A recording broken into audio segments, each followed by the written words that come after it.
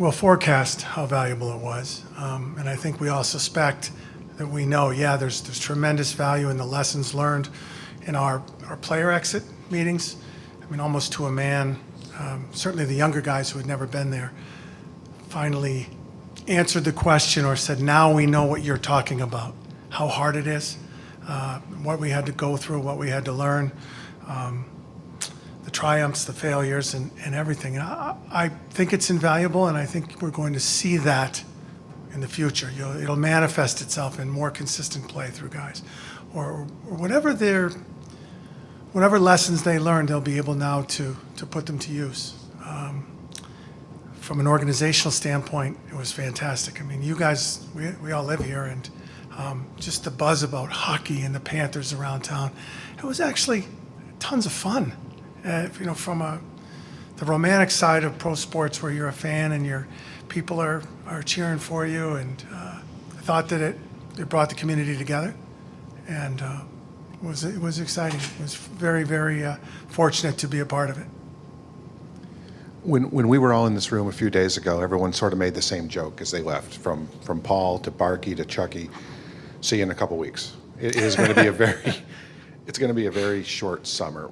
It's a great problem to have, I'm sure, but what is the challenge from pivoting so quickly from the season to the draft, from the draft to free agency, and camp will be here. I mean, you guys announced a preseason game today. I mean, camp will be here very, very quickly. How tough is it all to have a normal offseason when it's not going to be a normal offseason?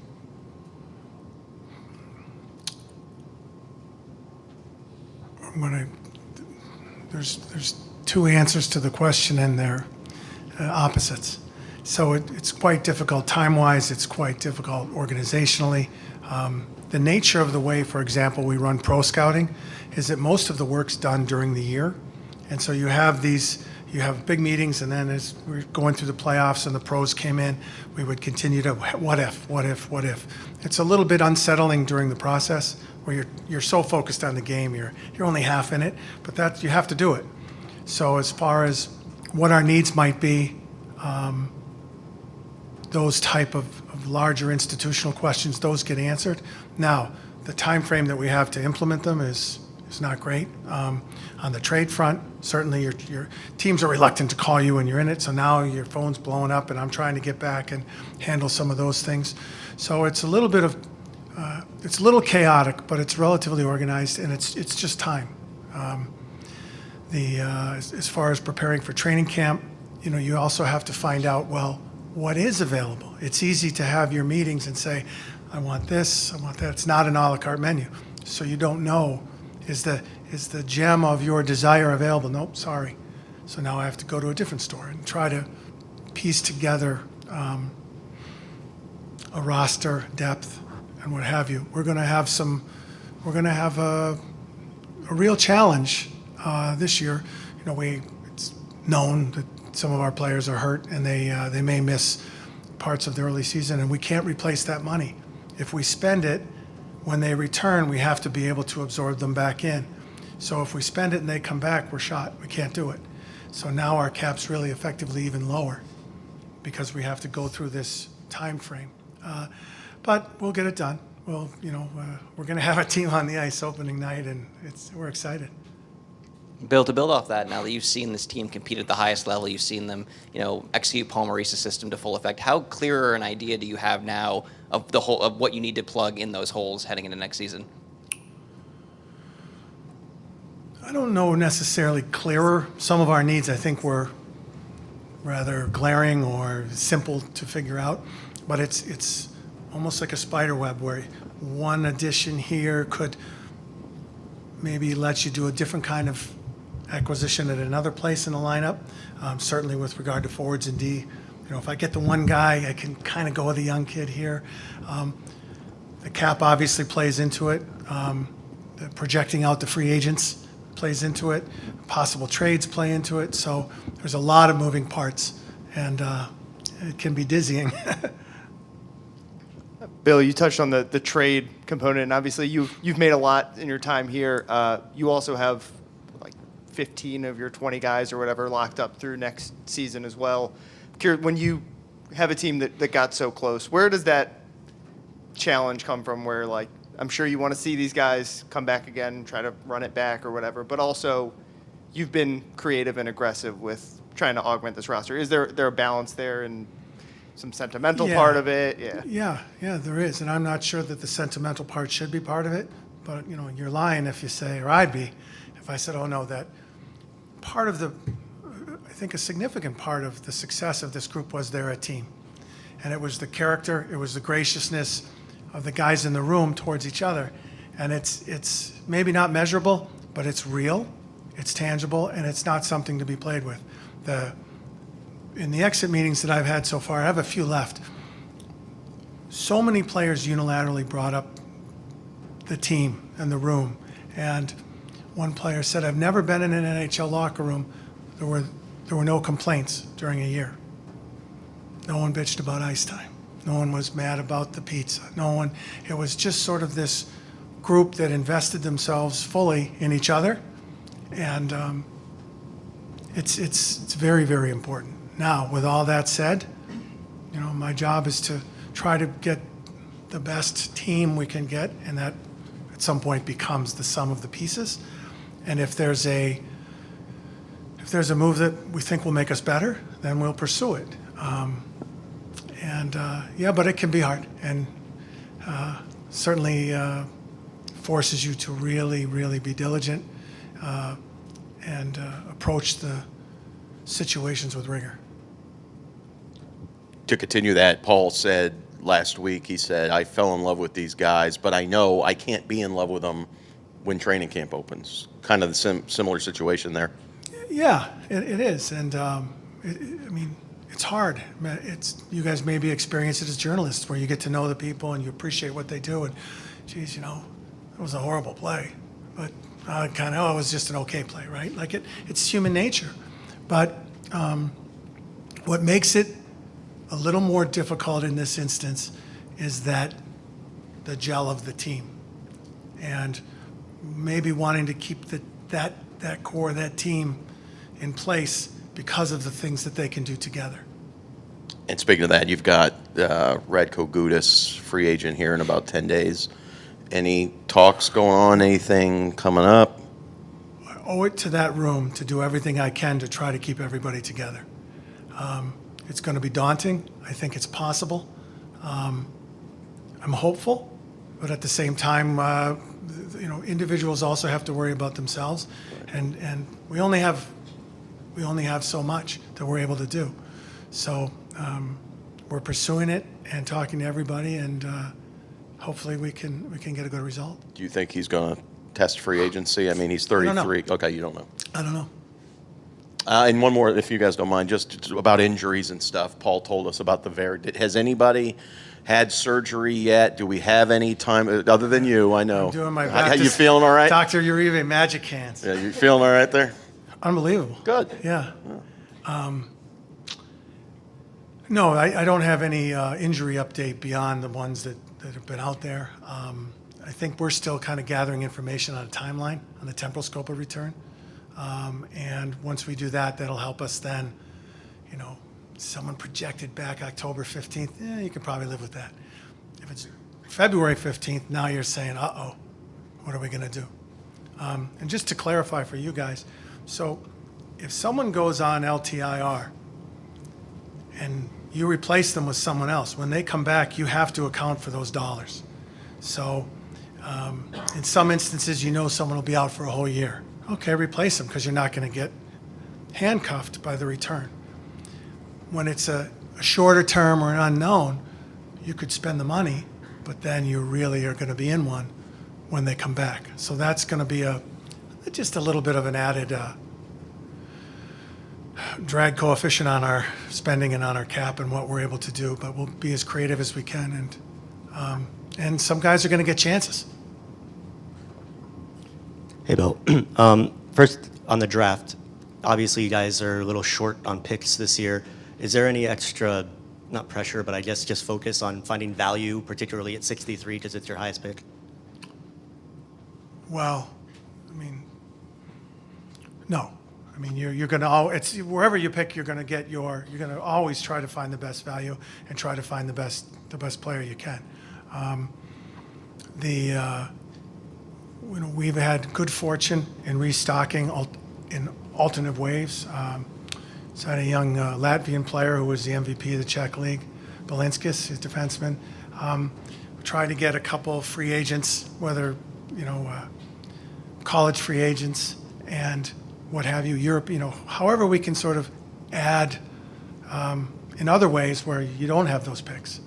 And we're hoping that goes well, and maybe we can yield another player through that process as well. And I also wanted to ask you about, you're up for a GM of the Year. That'll be coming up in a few days. Just your thoughts on maybe the recognition for 3 years of really good work here, and perhaps what that could mean. I don't think it means a whole lot, but I'm really, it's an honor, and it's an honor for our staff and for our guys and our pro scouts. And I know that the GM sits in the chair and what have you, but I don't go out and scout all those players. You have guys who really and have the arguments. We have to get this guy. No, this guy. But I like and it's hard. It's really hard, and our staff is outstanding. So that's the thing I think that I would think the most about that.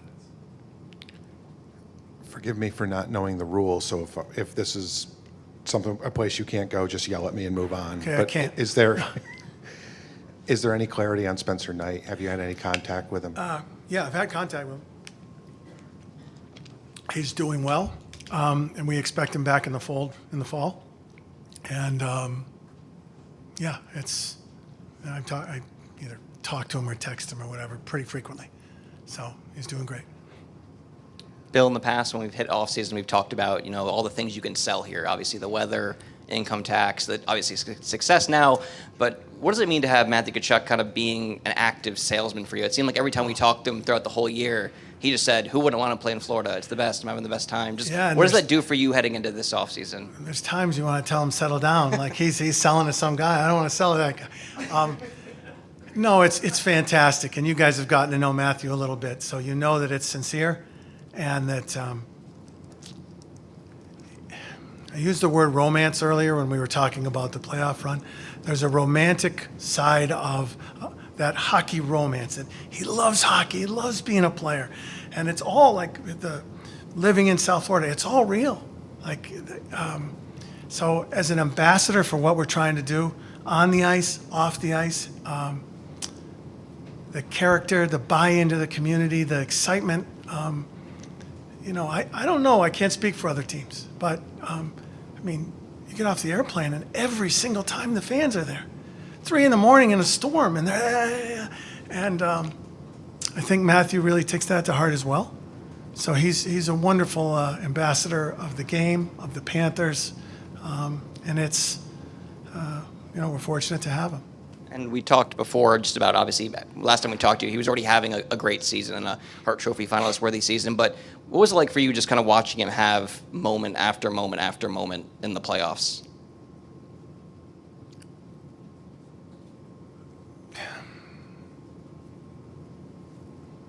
We live in an age of superlative, right? It's hard to put a label on what he accomplished and the way that he accomplished it in the playoffs. At the same time, knowing him and interacting with him daily, he didn't do anything different. It wasn't like he just is a hockey player. That's what he does. And loves it, loves the game, loves playing, loves his teammates. And so that is really just an extension of what he is. What he tried to do at the end was so courageous. Just when you think you can't earn more respect, you do. And he wasn't the only guy. The guys were playing through significant injury and pain. And, so. And last one for me, a lot of success everywhere in the organization this season. Checkers, in the playoffs, Everblades winning the Kelly Cup. You guys, getting to the Stanley Cup final. Outside of just strictly developing prospects, just what does it mean to have every area of the organization feeling pretty good at the same time? It's really important, and it's trying to bring players up through a culture of winning and accountability has significant importance. And so you want the young players to know, I'm coming today, not just to improve, not just to become a better player, but to win. and winning is everything. And so you have to learn. You have to go through a lot of these things. And we've been blessed. Obviously the Everblades 2 years in a row, they've been just fantastic. And Charlotte is, we had NHL players come and say, I just want to play in Charlotte, like literally. And it's been so valuable for us. And the people in both cities have been wonderful partners, and we're very blessed to have that. Hey, Bill. Wanted to ask you about Alex Lyon. There's a report out today that he's interested in returning to the team, so I was wondering if there's mutual interest there and how much of that depends on Spencer Knight. Yeah, well, what we're kind of going through, of course, there's interest. We have to go through, I guess, for lack of a better word, information gathering, right, to collect as much information. I don't have all of it at the moment, and I know time is running out. But what we have to do is figure out, do we have the right situation for our team? And then the individuals also have to figure out what works for them. So some questions haven't yet been answered, but I can imagine that at a minimum we'll be talking to Alex. And also just wanted to ask about Brandon Montour, because there's reports that he possibly needs surgery, but Paul didn't say anything about it last week. Are you able to provide any updates on him? No, but is there any update on Brandon? No, I don't have anything yet, so sorry. Hey, Bill, I just wanted to ask you about Anton Lundell. It seemed like he really picked it up, especially during the Stanley Cup final. But, how encouraging is it to see him play to that level? And, how important is it for him to keep up that momentum going into next year, especially when you don't know who's going to be around? Yeah, the second part of the question, yeah, it's vital that he continues to improve. But I think what you saw in Anton is a function of the coaches and working with him and being patient and celebrating the things that he does well, helping him with his warts, and encouraging him along the way. As a younger player, as a center in the National Hockey League, it's hard. It's really hard. And he rose to the occasion, and I suspect that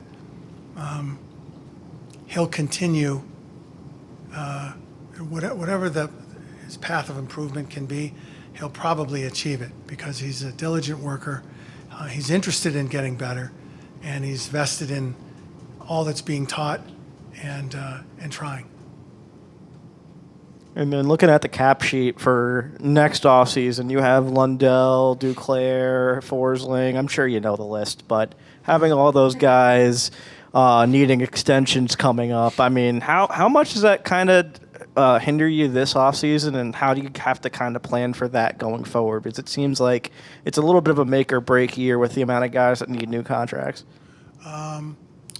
I wouldn't say that it's make or break, but it's a daunting challenge. We have a problem here. We don't know exactly when we'll be getting the players back. So can we fill those holes or not? And then if we don't, can we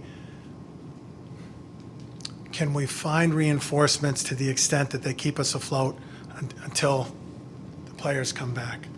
With regard to next year, certainly we'll be talking to the agents for all the players and trying to get players signed, and we're going to have the same type of problems that the Tampas do. And when you win, people get paid, and the coffers have limits. And so even if we spend it all, there are certain players who we may not be able to retain, and they didn't do anything wrong, and they're not loyal, and they're not disloyal. It's just the way the system works. So we'll do our best, and I've warranted to our team that I feel like I owe it to them to try to keep them together and give them a chance, and we'll do that. Bill, along those lines, have you already found from players and agents, and do you anticipate finding? You mentioned Tampa, where players will take less, maybe on a shorter-term deal, to be part of what you've built here. Are you in that handful of teams now, where you're a destination? We're about to find out. I'll be the guy with what's the little squiggly down the side of the street by the car wash.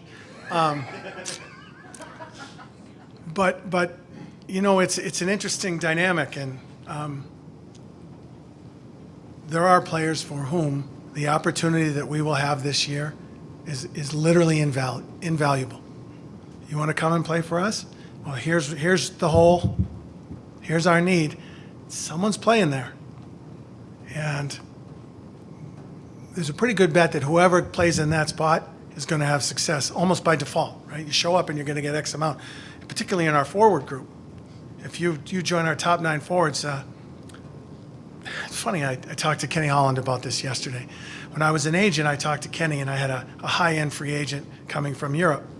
And he brought us in his room, and they just won the cup. And he had all 12 forwards coming back. He said, "What are you doing here? Why would you come?" "Well, Kenny, you invited us." He said, "Yeah, but you're thinking, how am I ever going to play? If you're a good player, you're going to play with good players." And that was kind of ding, ding, ding, right? So that I'm mindful that could be where some players might be making a short-term financial sacrifice to fit in so we can do it. Also, there's a significant opportunity by coming and being a part of this. We spoke in January or February, I forget which, about Paul Maurice, and you said things weren't looking real good, but you said, man, he's been great. He's been absolutely unbelievable. When you looked at what happened in the playoffs where everybody just kind of got on the Paul bandwagon, did you feel good about that, or what were your thoughts on that? Like, you saw it early on, and now everybody got to see it. You know, I'm privy to day-to-day things that others aren't. So you would not have been able to tell in our locker room October 15th, November 15th, December, January, February, March. You wouldn't tell a difference in Paul Maurice. He was the same coach, the same guy. Nothing changed. When we were down, okay, we're down. We've got to make up some points in the standings. Okay, no problem. It was that same leadership, the same. I use the emotional intelligence a lot when I talk about Paul, but he does a great job of. It's actually I'm paraphrasing and stealing from one of our players. You know, he physically just smashed the guys in training camp, but never emotionally or mentally built them up. And so watching that occur on a daily basis through the season was it was a real blessing for me to be able to learn and be able to see and to be able to continue to have confidence.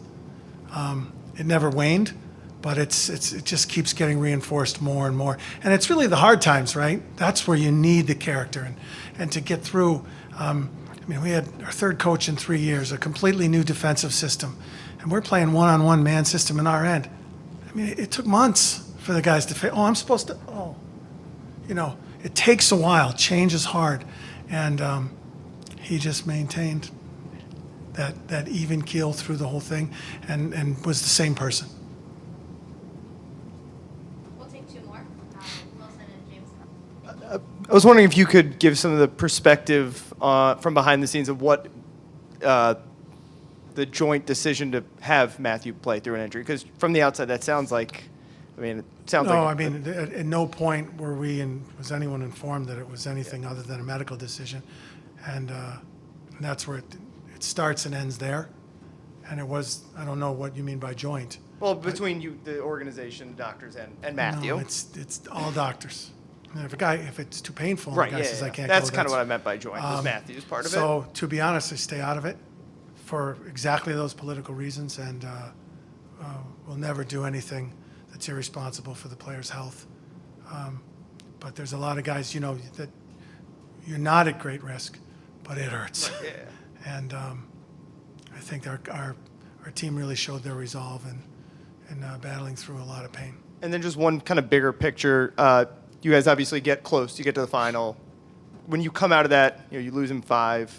I'm sure you felt like it could have gone longer. It could have been a closer series. How does that kind of affect the way you, do you view it that you guys need to take another step? Do you view it that you're kind of right there and a couple breaks go differently you guys could have won? I think that learning curve is still in process. It would be easy to say if we had a couple of breaks. We got some pretty good breaks.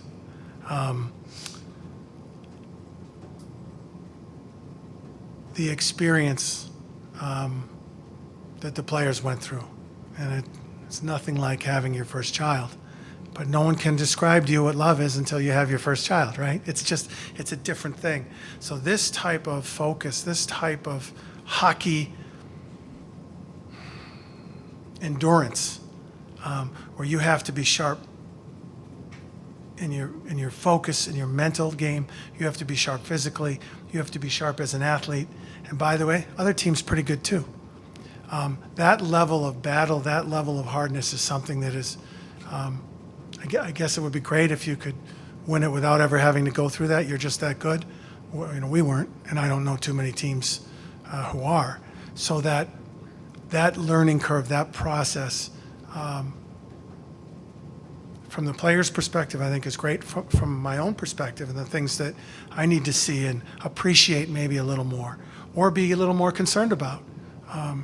So reflecting on this in a positive manner,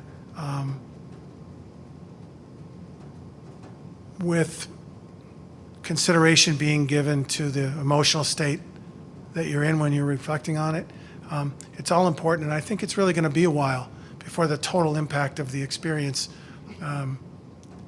plays out, and what we could have, what we should have learned, what we did learn, and what we can improve on. Bill, looking at, you said before, some of those holes might only be open for a little bit with guys due to injuries and not being able to fill them too much with LTIR and things like that. Looking at the prospects here, this organization, you obviously had a lot of them here as Black Aces in the last month and a half or so. Do you think some of those holes, whether it's for a month or the whole season, could be filled internally with some of the guys you have that are kind of starting to reach that age now, or 21, 22, where they might be ready to make that jump? Yeah, I do. And I think one of the things that is very clear, it's not novel, is that if you win it, you probably got to have some prospects in the lineup, just from a cap standpoint, right? You need to get some contribution from lower salaried guys. So, this year, Anton was the $900,000 guy, but I think that there's going to be opportunity, and it's all kind of a function of piece A, then piece B. If we get this guy, can we take chances here? We're going to have to give some chances to some people, and then that part becomes exciting. Any other questions for Bill? Yeah, go ahead. Want to just ask again about the draft. What's just kind of your overall read on the prospects, the draft prospects, and what are the possibilities of possibly moving up, and what could you be maybe looking for there? The moving up part is probably a draft day function in this instance, where if we have somebody who we have rated very, very high, and they're slipping, and you're like, I don't know if he's going to get into the 60s or the wherever. Maybe we do give something up because this is too valuable to pass up here. There could always be trades. You never know until that phone rings. But a year ago, it kind of happened. And so you don't know what could happen, and maybe we do end up with a first-round pick or two. You just don't know. So our amateur scouts it's really hard. I think they have the toughest job in the organization because they're literally traversing the world trying to find the best talent. And then they'll rank it, and they'll be ready wherever we go to take advantage if it's possible. Can you confirm that when Matthew scored against Carolina, that's when you suffered the injury in a vicious attack from Roberto Luongo? I got hurt by Lou Smile. No, but it was exciting, and that was a fun part. I mean, it looked like children up there jumping up and down, but I'm not going to apologize for just, you love the game, and it's so exciting, and you get caught up in the moment, and so we were a little silly in some of those, but I saw someone there was a video going on of people who would, I don't know if it's fake or not, like who's going to put the phone up to record yourself at home if your team wins, but I guess people did it. They're awesome, right? I know at our house, everybody jumped in the pool with all their clothes on, the neighbors, and so I think that happened a lot. So maybe I'm off the hook a little for our silliness in the suite there.